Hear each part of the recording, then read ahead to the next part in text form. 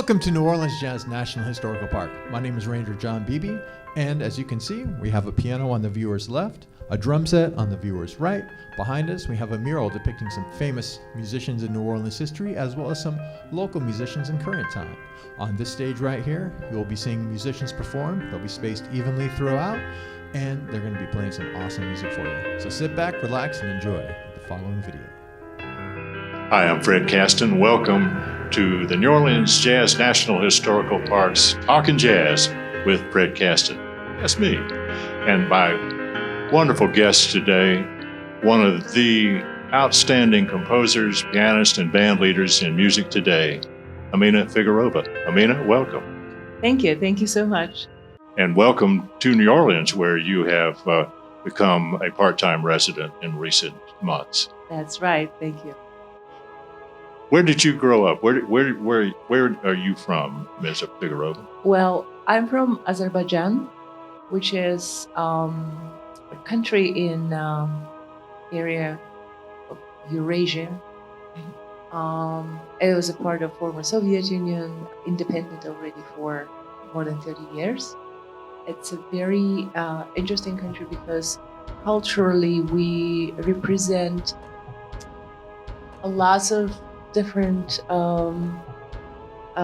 cultures within, because we're so much on the cross point. We were at the end of the Silk Road, so we have a very rich tradition called Mugam.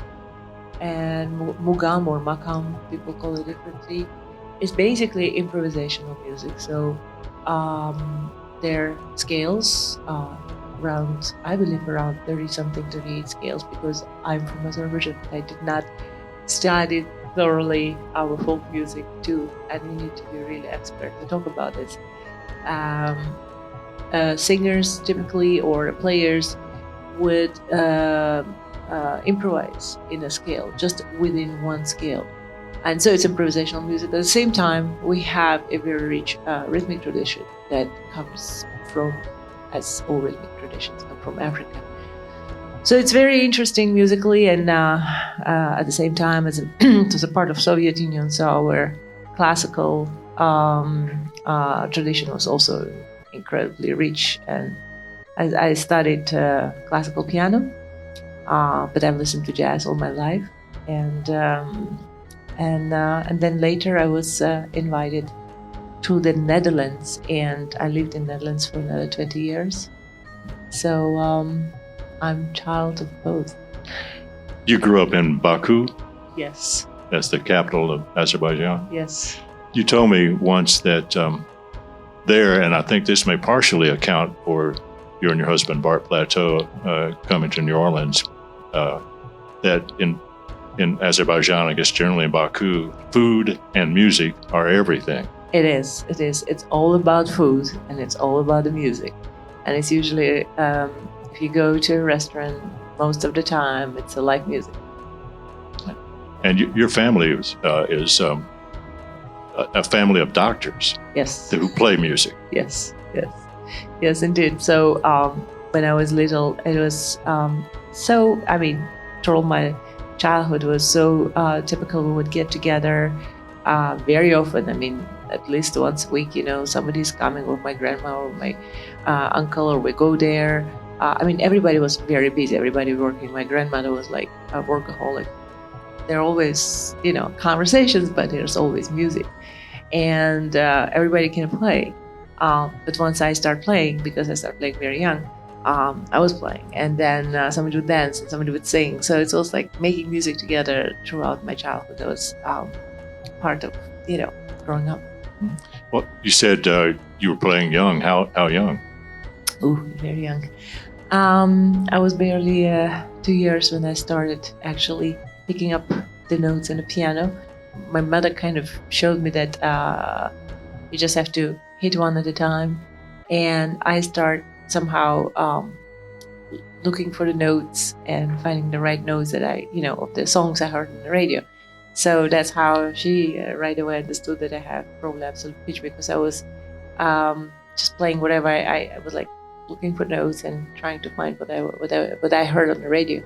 But then I don't know, months or something, I started playing two hands and found my way. My mother just only showed me that you have to put one finger at a time. That's all. I found my way, and I was performing for my dolls and stuffed animals. So my mother bought right away a grand piano because she understood. She was a psychiatrist. She understood that there's something else going on with me. So she got a grand piano immediately when she saw this. And my favorite part was to put my toys, the dolls and the stuffed animals, over the grand pianos. I would ask my parents to open grand piano, put the dolls around, and I would perform for them because I always wanted to perform. Always, that was like I'm a performer, and and then when I was 3 years old, I started coming up with my own songs, and that's how my writing started developing since I was 3. You mentioned picking out things that you heard on the radio. What kind of music was that you were hearing? It's interesting, actually, that the popular music in Azerbaijan when I was growing up was jazz, and it was American traditional jazz. It was also Azerbaijan jazz. We had an incredible pianist, Bagif Mustafazadeh, who was the pioneer in actually what today called Magam jazz. He combined the Mugam scales with American traditional jazz. So he basically brought the two improvisational styles of music together in one. So, and it became so incredibly popular. It's like everything you hear all the time was either American jazz, either like Azerbaijan influenced jazz.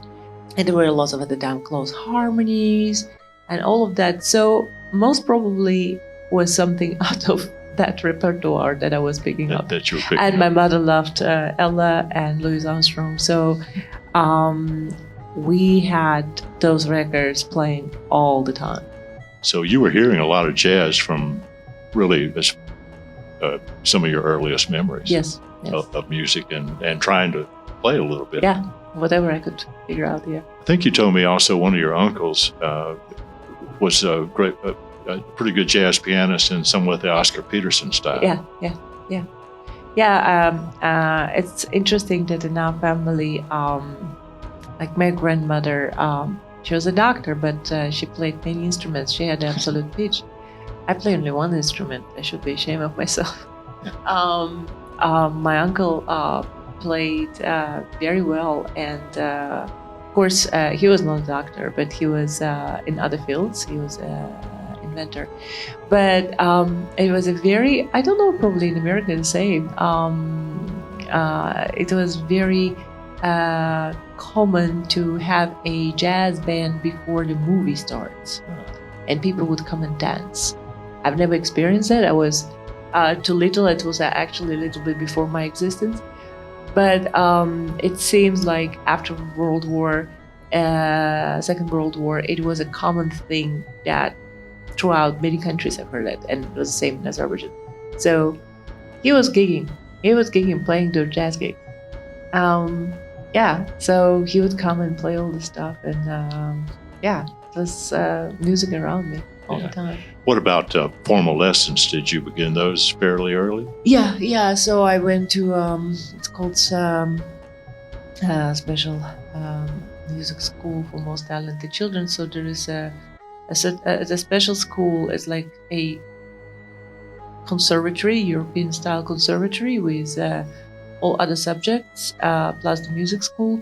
But we had those schools just like one per country, like one in Azerbaijan, one in Russia, one in Moscow, one in Petersburg, one in Ukraine, and so on. So those are special schools that combine a general education plus really having music education. I'm talking about 2 times a week piano lessons, then you have the ensemble lessons, then you have comping lessons, then you have the theory, harmony, history, and all of that, polyphony, just name it. So we had that since I was 6. I went 1 year early to school for 11 years, and only then you go to conservatory. Wow. So yes, I went to that school. Very rigorous. Plus we had, of course, all other subjects like math and Right. history and military. Soviet Union. Yeah. Yes. So these were Cold War years. USSR. The appeal of jazz, did you find the same attraction to the classical repertoire, or is that what you were mostly studying in the school? Yes, I was studying classical music. When I was studying classical music, it was just classical music. You could not come with jazz to your teacher. There was like, no. It's kind of taboo sometimes, among many classical musicians even today.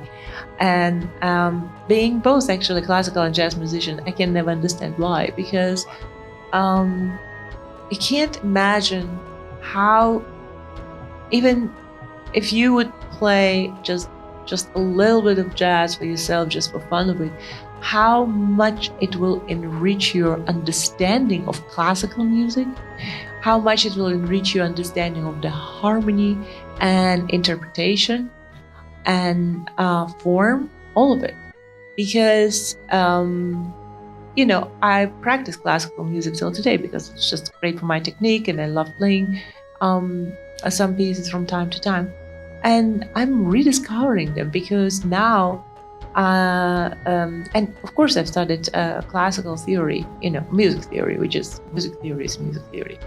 But understanding from this perspective, as a jazz musician, when you go back and you play the same Rachmaninoff or Debussy, you have a totally different view, and it gives you so much, gives you so many interesting ideas from interpretation point of view, right? That I can never understand why we have to be so rigid and limited. Just, knowledge is knowledge. It's beautiful, and I would encourage all classical musicians definitely to study and jazz history and theory to understand communality with. Music is a music, and it's just a different way of living it. And I studied only classical music when I was little. And there is, in classical music for centuries, a great improvisational aspect. Yeah, absolutely. At the time in saloons in France, the many musicians were coming together and improvising. So that was a common practice. And if you, I'm not going to go now deep into the theory and analysis, but if you look throughout any classical composition, there's always what they call development. There's always part of improvisation. And even in operas, if you look, because I studied lots of operas, I played lots of them. I grew up going to operas all the time because but at the same time, my parents loved opera too, so I went a lot to operas. And there's lots of improvisation in there. If you really find it, you have to find a way to analyze it, and you'll see how it comes. The melodies come back in a different form. So it's always been, a search of composer to develop melody, to use it as a base for building something on it, and which is the basic principle, and that's why, to me, it's it's about music. It's music. It's music. I'm trying not to have this rigid borders in my head when I'm thinking about this, when I'm writing it. Yeah, well, certainly in your writing that I'm familiar with, there doesn't seem to be any such divisions. You seem to employ whatever suits the purposes of the piece you're trying to develop. Well, when I when I was little, I was just writing whatever, and I wrote in all kinds of genres.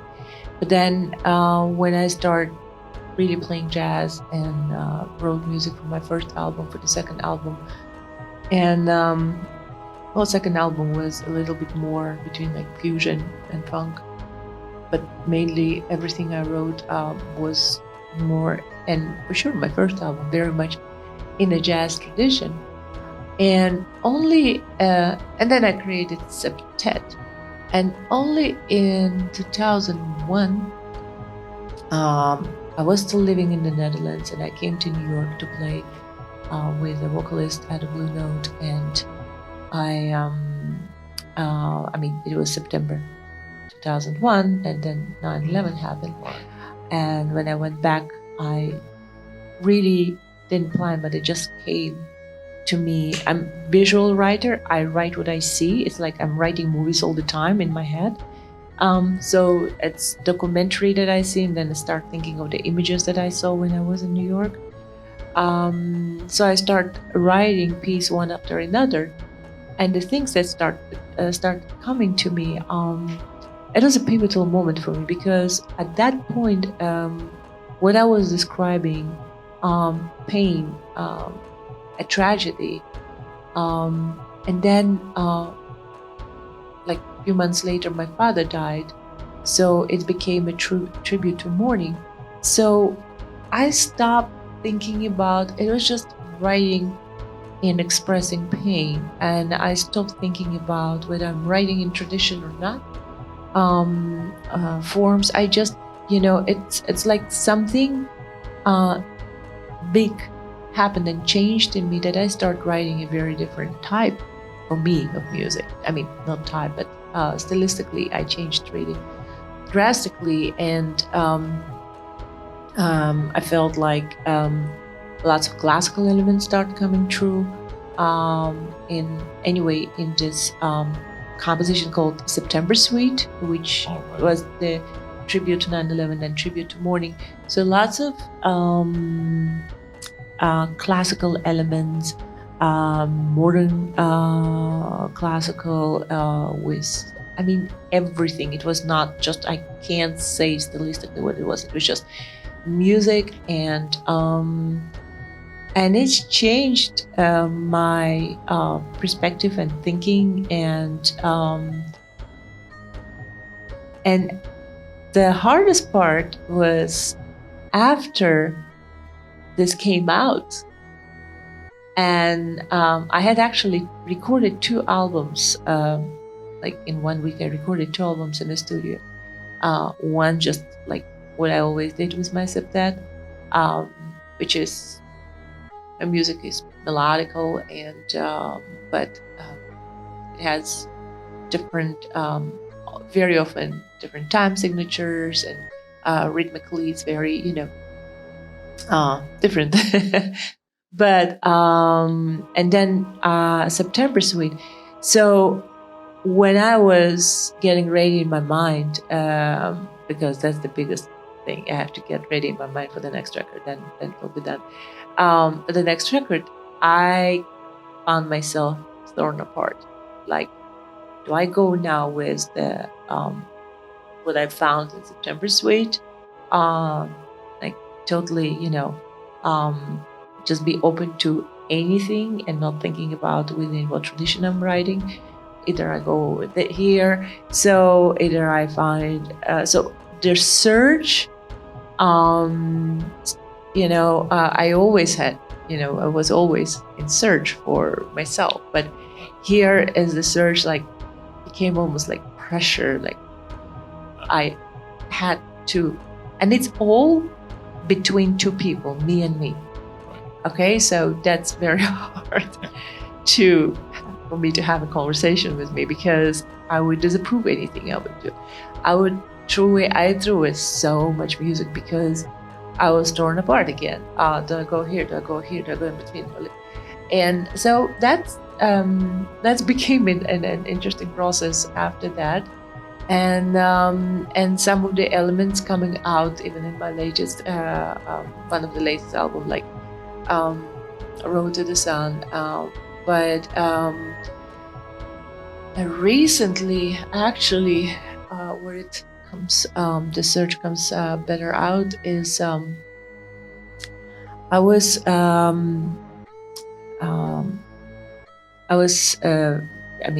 very lucky. I got the grant for Chamber Music of America. and I wrote music based on, again, documentary, because again, I'm writing movies in my head. Documentary I've seen about Greenland and Camp Century City. It's America built a military town under the ice in Greenland in 50s. And that's where I, again, bring lots of genres together. The music is recorded, it's not out yet. It's going to be out pretty soon. We're mixing it, but it's going to be out. It's also for 67 Springs. So kind of opening up your creative world carries its own set of issues in terms of what to draw on when, and do I have to keep doing this? Yes. There's some pressure to see that, but a pivot point that ultimately I think you've come to pretty good terms with. I'm still working on it. It's an ongoing process. But I'm happy that I had the chance to write for Chamber of Music of America, because it gave me kind of freedom to really express myself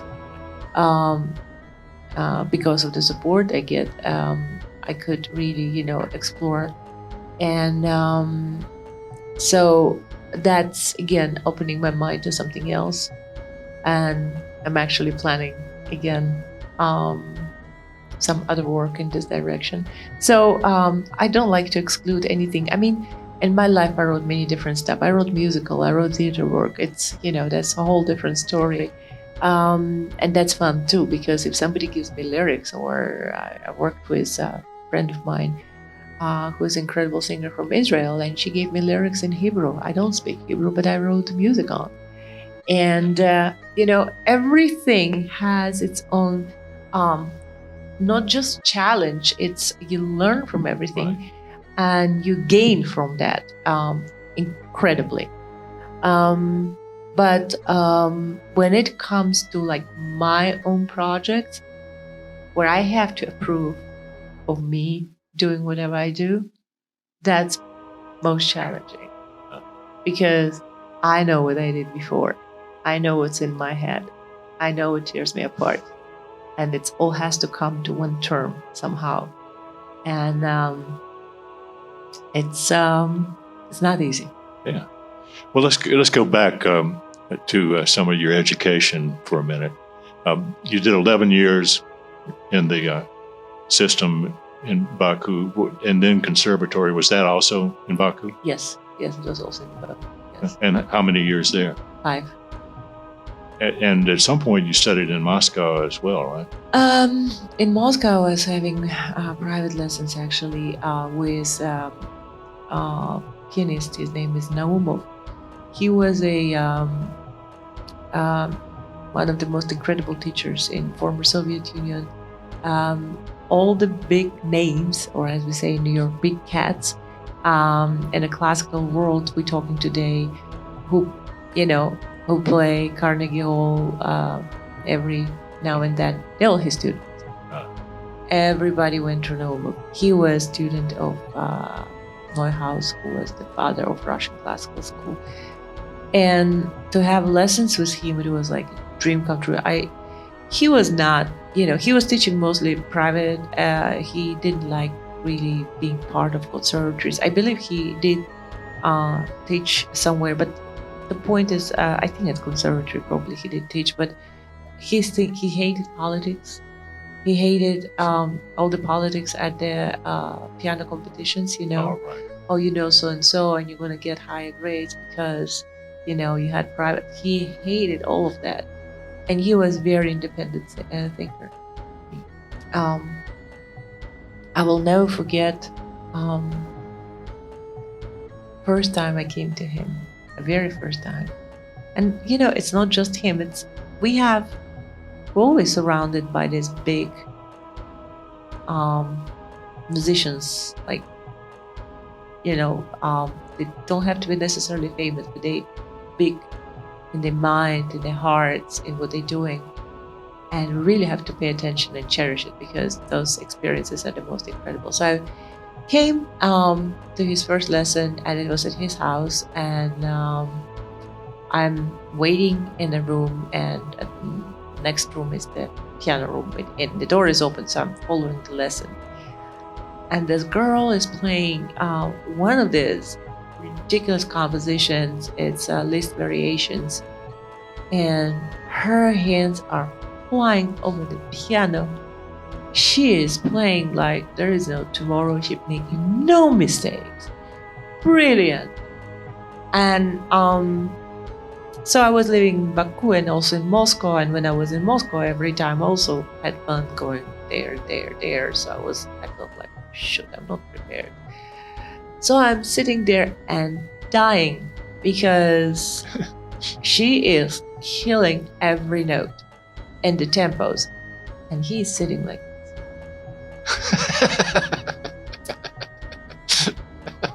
and again I'm dying. Oh, man. And then she's done, and he said, "Dear, could you play it again with some mistakes, please?" He said it in Russian. It was, I didn't know anymore what to think about. I was relieved though. I totally got it, and every lesson was some amazing, statement like that would totally change my thinking. He changed my thinking in how to play Mozart, because he was like, Mozart was an opera composer. Sing his arias in sonata, and it was just like the statement after statement. It's changed it really shapes you. Right. And he was unique, and I'm very happy that, I had somebody like him in my life. So I didn't study formally. I studied with him privately, which was absolutely incredible. But we have those people in jazz community we always have to really look for and appreciate. Right. Yeah. Wisdom. Yeah, and it's not just wisdom. It's the vision. It's a whole different vision. Yeah. A broader understanding than just technical proficiency. Oh yeah, it's a whole another. I remember I was playing Shostakovich for him, Prelude, and it's written lento, so which is very slow. And he stopped me in the middle and started asking me about Greek scales, which as jazz musicians we know. But at the time I knew a little bit, but it was not in my daily vocabulary. So I said something wrong. I said there is probably he uses mixolydian. I was wrong anyway. And he started talking mythology, not music, mythology. Right. And he knew what he's doing. He stopped, almost in the middle of it. He said, "Can you play?" And I start playing in different tempo. And I start playing, and I say, "Oh, I'm sorry." He says, "No." He says, "Shostakovich." And he knew personally. He was one of the first to play his music. He says, "Shostakovich was a very progressive man. Do you think he will play the same dead tempo he wrote then? If he lived today?" It's interesting how we think about this composer like Mozart. You can't touch it. He was a human being, Right. How would he will feel today, in the environment and the tempo we're living in. And it's the same for anyone you touch, whether it's Billy Strayhorn or it's just they've been a bit closer to us time-wise, but still, they're all human beings, and it's so important to know what they went through and their life experiences, and trying to really live through this and understand how today would reflect on their music. Just don't marinate everybody and just put in the jar. Right. Yeah. The what's interesting too that he was pointing out, one of the many things he was pointing out to you is that, for example, the modes didn't come from nowhere. There's mythology behind these things. Nothing comes from out of nowhere. It develops from something. that preceded it. And the more you know about that, the better you can make use of these things and more appropriately. And he knew that it will do something with me, that I would play it differently. He knew it very well. Yeah. And that's a genius in the teacher, yeah. Now, you also studied in Rotterdam. Was that a classical? No, so I was invited to the Netherlands. It was a combination actually of holidays and concerts, because I had friends who invited me for holidays, but they wanted me to play concerts. So they contacted this and then. And so it became like a little tour, and then I stayed months with them. But there was classical music, of course, but at the same time, there was a show about me on Moscow Radio International. And it was about my hobby at the time. I was writing lots of music for, I wrote for the big band and for singers. So I can't say jazz influenced pop kind of music. And this program, you could hear, because it was for, Russian speaking living outside of Soviet Union at the time. Oh. And so they recorded it. And they didn't tell me, but they sent the tape at the time, to, because my friends are not musicians, they just love music.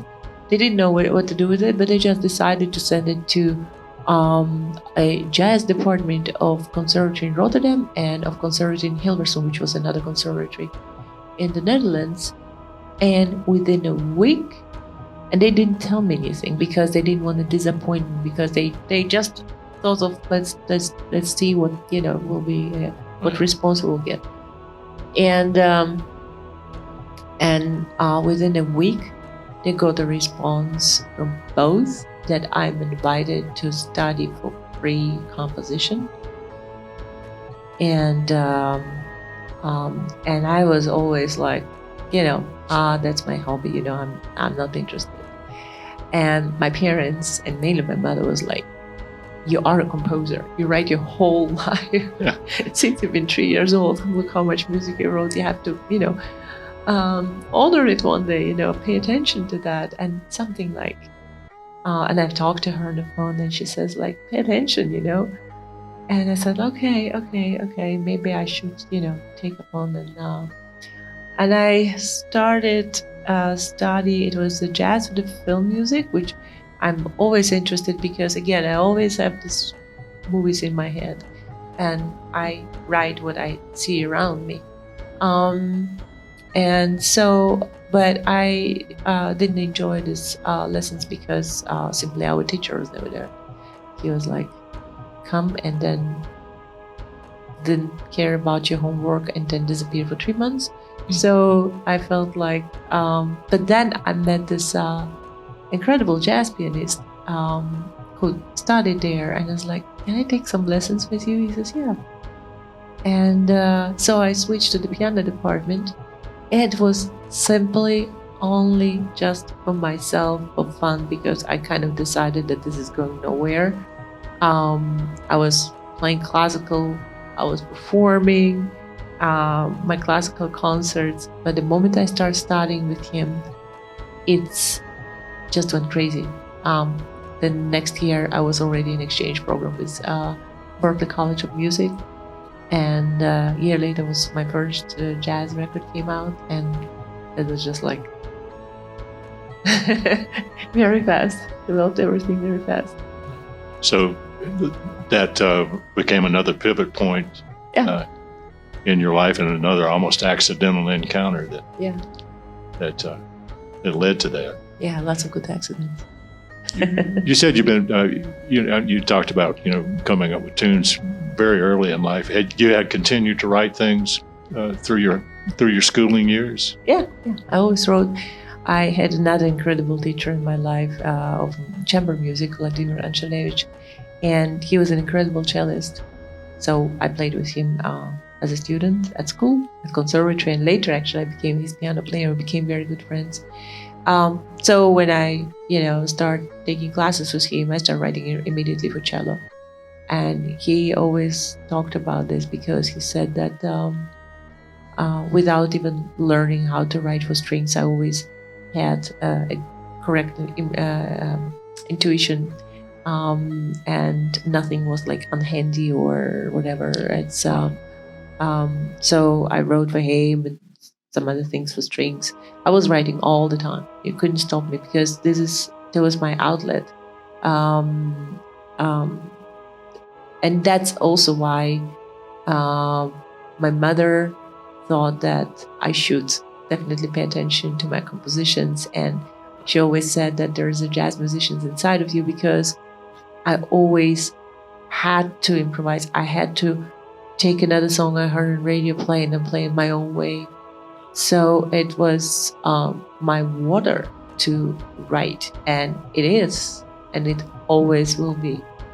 It's just, everybody has his own thing, and that's what, been my true north. Yeah, it's Danny Barker put it this way. He says, it's not that you're going to be a musician, you are a musician. It's not that you're going to be a composer, you are a composer. That's true. So, when did you meet the man who became your husband, Bart Platteau? So when I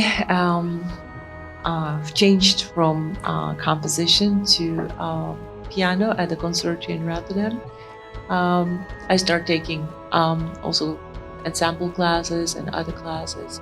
And part of the education was to do like studio recording at the conservatory. And of course, I wrote my stuff, and I had to record. It was a studio, again, it was a school project. And I rehearsed, I picked a really nice band, and I had a trumpet player. And we set up recording has to be at 11 a.m. and the trumpet player is not there. So waiting, but it's a school project, so you have just such a little window to fit everything. And I was going crazy, like I need somebody to play this melody and everything. So I ran out of the studio. I went to the concierge and I say, "Did you see him?" "No." "What's going on?" I explained. He says, "There is a flute player around in the school. He's great. He's like, I've heard he's a good reader." And I say, "I don't need flute." He says, "Yeah, but he plays," he didn't know what it is, like iwi, this electric wind instrument. He also plays iwi, and he told me there's like, it sounds like Miles Davis. I said, "Oh, okay, let's do that." So, I, the coins had to call. And so this guy was touring already all the time, and he was on tour with a flamenco band, and it was just by accident that he was home in the morning having a nap before having a flute lesson to go back on the road. And so I called him, and he said yes immediately. He was there in half an hour. It seems that he heard about me and he never met me, and he was just too curious. He was like, "I need to be there." And he even changed the only thing that mattered to him, his flute lesson. He changed that, and he asked his teacher to come to the studio as well. And he came, and I'm explaining him, and it was like, it was an interesting look on his face. And then he was like, "Can I bring you home?" I say, "Yes." "Do you like flamenco?" I say, "I love flamenco." "I play flamenco. Do you want to come with me?" I said, "Yes." And that was it. Yeah. How it begins. Yeah, and it was actually basically we married actually really like a few months later. So it was in October, our 30th anniversary. Oh, congratulations. Thank you. So next year you two went to Berkeley? Yeah, we went together to Berkeley, and that was absolutely amazing experience. It was an exchange program we were first students from Conservatory of Rotterdam to come to Berkeley. I have to say, in Rotterdam at the time we had it was very interesting because at the time we had great visiting professors and in residence artists like Joe Pass, Bob Brookmeyer, Mike Ranieri. I believe that even Wynton Marsalis came. Many jazz greats. Claudio Roditi was there. So lots of Jim McNally was there. I'm just thinking of everybody. Kenny Werner.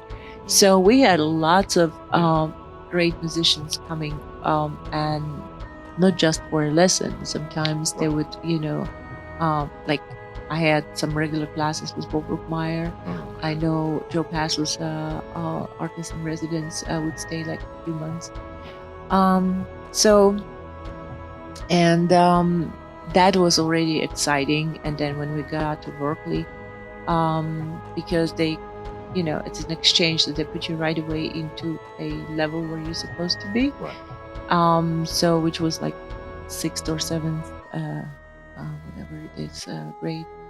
And so I was right away with absolutely most incredible students who were already playing gigging around Boston. So that was very uplifting, And then, of course, we were studying, playing the jam sessions the whole night, coming home at 4 a.m., sleepy at whatever, 9 a.m. for the jazz history. And it was very, very, very good time at Berkeley.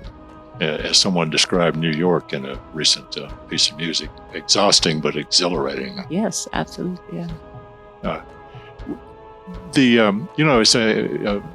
conservatory in Rotterdam, after Katrina, opened an exchange program for University of New Orleans jazz studies students.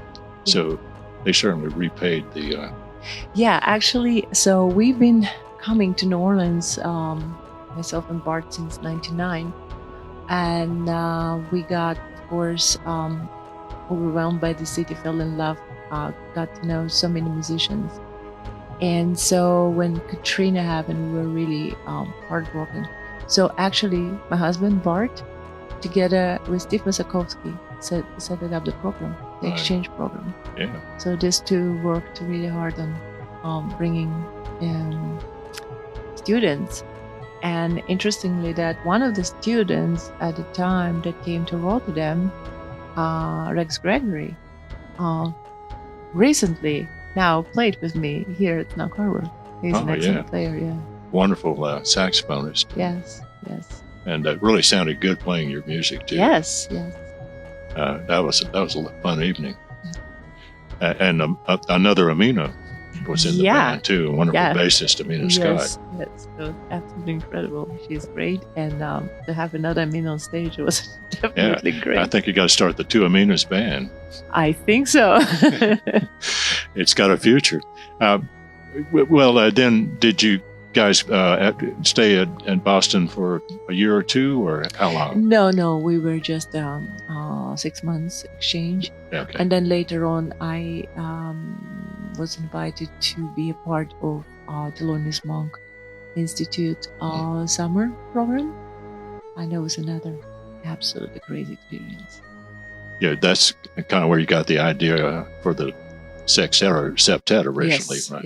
Yes, because playing with a big band, I always loved orchestras, bigger, larger groups and big bands.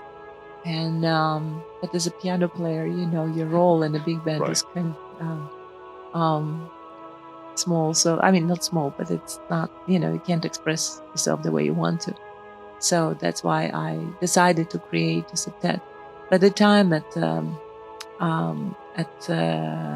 Monk Institute was great because again, I was with the most incredible students at the time, with whom today, we play in my band, like Wayne Escoffery was there, Jonathan Blake, Jaleel Shaw, Jeremy Belt, Freddie Hendricks. You just name it. It's all part of our band. We were all there together. Yeah, Mike Moreno.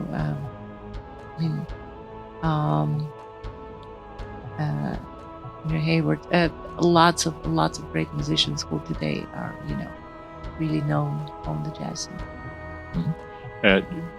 Hearing yourself and these guys all played, and you thought, well, maybe I could write for a smaller ensemble that would in some ways have the same power, but a lot more freedom for the soloist. Yes. That would reflect the power and but also have the versatility of a small ensemble. Did you start right away to create some pieces in that mold? And yeah, that's how I started with the septet. From flute high to low to the tenor, so flute, trumpet, alto sax, and tenor sax in the rhythm section. My first record was before that. It was for that quintet setting, but and I loved writing for horns because the power, but at the same time, it can be very, sheer and fragile. There's so many possibilities. So after I wrote one record, I wanted to write another one, and experiment. What else can you do? I mean, there's no end what you can, how you can arrange for horns. And as I said earlier, when I wrote the September Suite, that's when I switched to sextet, because I was hearing simply 3 horns, and I was looking for something which is more something more sheer, more transparent maybe, and some kind of clarity I was looking for, and that's when the sextet actually so I basically left the alto sax out, and it continues till today. Mm-hmm. No, it's proven to be a very effective vehicle for your writing and playing, I think. But then on Road to the Sun, you started to bring some strings into the picture as well, which was a beautiful addition. Yeah, I mean, it's a whole different animal because I'm bringing now strings. Of course, I had some project I actually wrote about Hudson and Henry Hudson, and that's when I added more horns for that project. But I always loved strings. I love writing for symphony orchestra, and I wanted to add strings to my band, but I didn't want to do it in traditional setting as a string quartet. So that's why I've decided to do a string trio, which balances well with 3 horns. So we have violin, viola, and a cello. Mm-hmm. You talked about the sort of visual aspect of your creativity, how you sort of see a scene, or as you're writing. Have you had a chance to write for any visual mediums? Only theaters. Yeah, I haven't had a chance to write for a movie. I hope I will. Please ask me for it. Producers, are you watching? I'm so ready. She's available. But no, I wrote for theater, but and it was very interesting because it was in the Netherlands. We won the prize of the best musical, and it played very successfully for a long time. Did you enjoy the collaborative aspect of that? Yes, very much so. I like not only the collaborative aspect, because you can collaborate on a song, right, but I loved them because I don't get this when I write for my band, I like all the limitation you get, the tempos, the times. It has to stop here, it has to go there. And I just, I know that not every composer likes it. I love it because it just gives me some other kicks, and it's brings your creativity to a whole different level. Yeah. Even after you write and they change something in the choreography or whatever has to be cut, I don't remorse anything. Oh, I have to cut this part. No, I don't care. I like to, because when I write for my band, sky is the limit. I can do anything I want. Nobody tells me what to do, right? I can do anything I want. So here I have really so many little details. Go with this, go with this, go with this, stop here. And that's just, besides, it's an incredible learning tool. It makes you think differently. It just pushes you to, I never like reconstruct my music, because if I don't like it, I just toss it in the trash. That's it. But here I have to reconstruct it. So it's so interesting to me. It's something that I don't do daily, and I really want to, because it's really interesting. I really love doing that.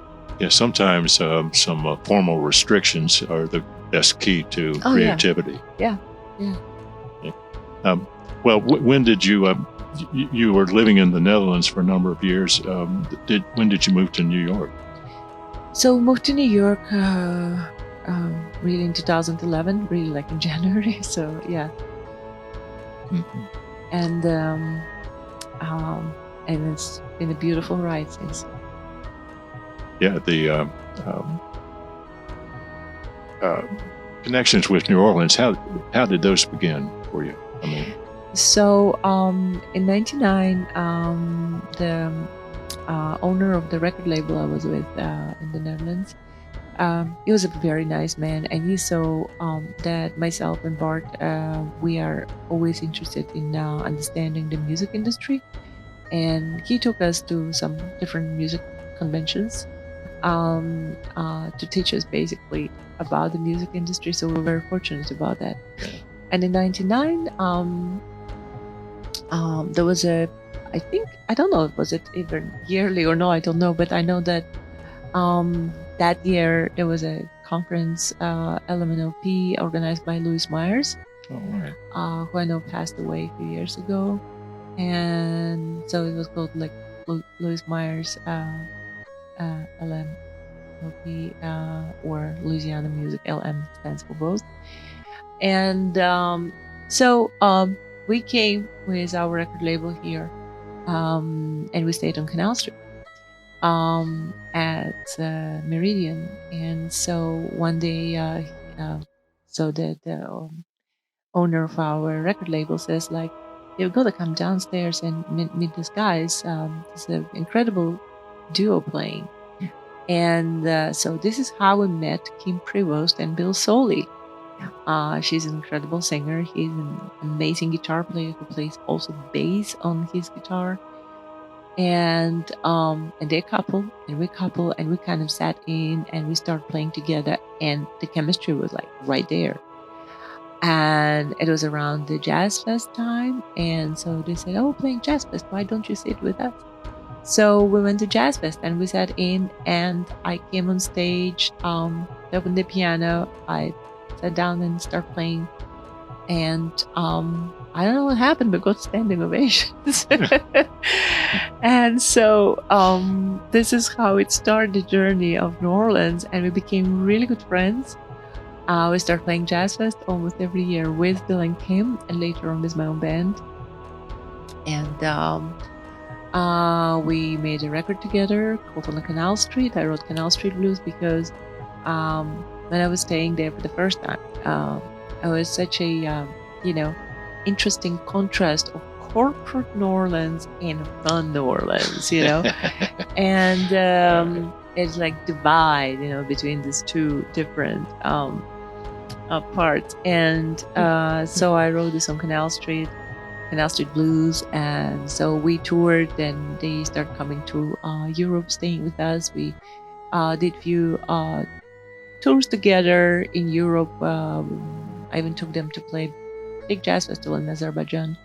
So and we started coming to New Orleans and play with lots of absolutely great New Orleans musicians, as Ricky Sebastian, Ronald Guerin. All right. Many great musicians that I played here with, and so I can't just go on, but it's a long list of musicians. And so we fell in love with the city. And since we moved to New York, we were coming to New Orleans every year, but very short, just to play club or festival. And I constantly felt like I miss New Orleans. I need to be here longer. I can't just be here for a day or two. I was complaining every time to my husband, like, I can't just be 2 days in New Orleans. I need time. He says, "What? I just need time. I just need to be here." And so that's slowly but sure led into, and for sure the pandemic, that it makes you understand what's important. Right.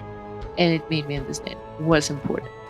And I really want to spend my time in New Orleans more. And so the story. Yeah. So here you are, and now you're getting to do that Yes. very thing. Spend more time, and Yes. maybe when some of the recent turmoil calms down, you'll be able to enjoy that more fully. Yes, absolutely. Oh, I'm enjoying it already. Okay. Oh, there you go. Well, it's, No matter what. I say there's only two kind of people: those who immediately fall in love with New Orleans, and the rest. Well, I don't know even how you can be with the rest. There are a few of them. I don't know who they are, but No, me neither. they're not here anymore. No. But so you mentioned you had music that you're mixing now. Is that coming out pretty soon? Yes, I don't know when exactly is it going to be out. My husband might have better idea. But so this is called When If the Barrels Could Talk. So as I mentioned earlier, it's about American Army built military city under the ice.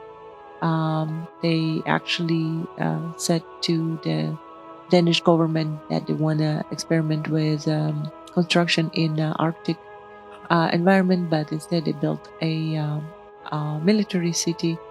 Little did they didn't consider is that a glacier moves, and so that's when they abandoned it. And today, when ice is melting with global warming, you see all this, everything that they left behind, all this rusted structures and cars and barrels. Wow. It's like field of barrels, like endless field of barrels. And when I saw that, I was amazed, because I'm not a cold weather person, but it's just, you can't deny the beauty of Greenland. It's so pristine, like clear white and blue water, and lots of photo has this beautiful red boat.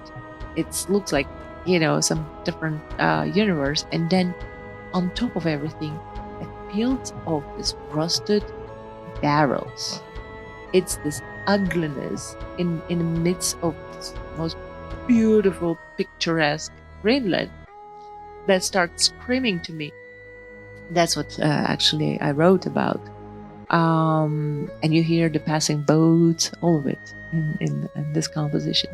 So it's not a regular album with songs. It's more of this suite. So no, it's recorded. We also have a video recording, and I found two incredible photographers, one from Denmark, one from Germany, who actually traveled to Greenland. And so we will still have to edit all of this so that you can actually combine visual with audio. Again, this is my movie, thing is that I need that visuality. Right. So it's just a matter of finishing I think we even mix it. It's just a matter of mastering and cleaning it up, and just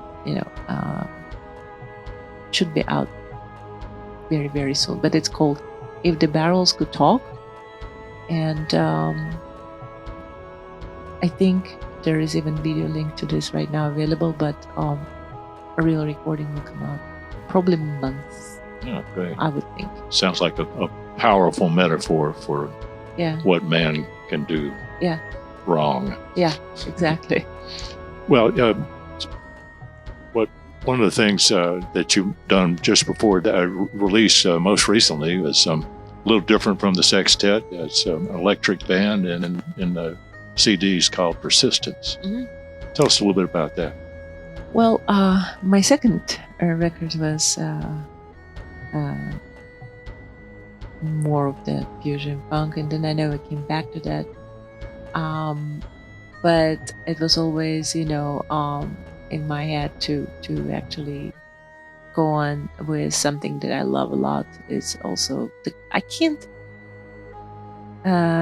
really put a label on it. I can't tell. Some people would say it's fusion, some say funk, some say this or that.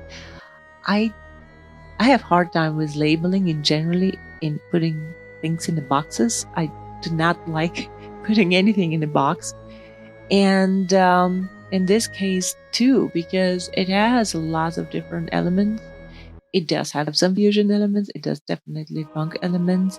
It has a hip hop element. I'm working on this album with a great rapper, Jay Sweets. So it has a lot of it, but it's an electric band, so I'm playing keyboards.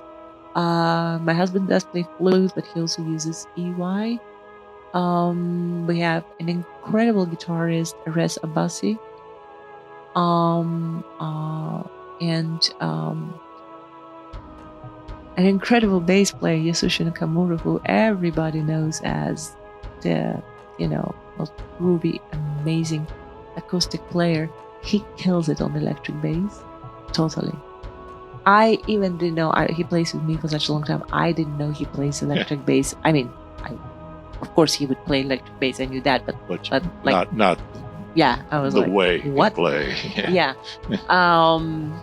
And then Rudy Royston on you're drums. so great. He is amazing. Yes. So, and then I have two more guests. There's a Paul Yost on vocals, and Ryan in Sky's World doing the poetry. So this is different for me because first of all, I allow myself here to touch other corners that I always wanted to go to, as the whatever electric elements will allow you. That's one thing. Another thing, I'm thinking about this project as ongoing collaborative, not necessarily collaborative, but ongoing project, but maybe in some future cases collaborative, because I do want to involve different guests and maybe some different musicians in the project. I have in my mind a core and a movable, because the thing is that in New York I had sessions at my house for many, like in the beginning, a few years. I had recently, at a certain point, it was just difficult because I was traveling so much I couldn't really.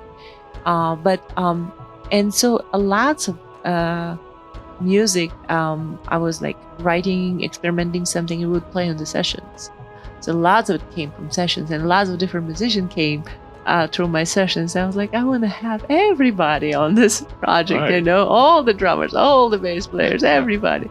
So this is somewhere in the back of my mind to continue that in that kind of vibe, and to keep it alive. Very different from having a sextet that's always, blah, blah, blah, blah, blah, blah, blah. And here it will be more of the, new guests, maybe the singer, maybe this, maybe that. But that's why it's also called 113, the project, because that's at now everybody knows where I live in Harlem. 113. So